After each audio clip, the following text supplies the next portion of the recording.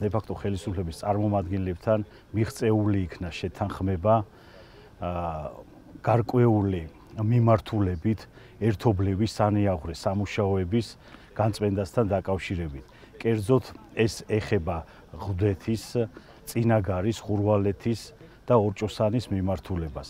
რაც შეეხება დავით ბაშარულის ექსპერტიზის დასკვნის გადმოცემის საკითხს, ამასთან დაკავშირებით დე-ფაქტო ხელისუფლების წარმომადგენლებმა მოგვაწოდეს შემდეგი სახის ინფორმაცია, რომ გრძელდება გამოძიება და გამოძიების დასრულების შემდეგ აღნიშნული დასკვნა გადაეცემა დავით ბაშარულის ოჯახის წევრებს.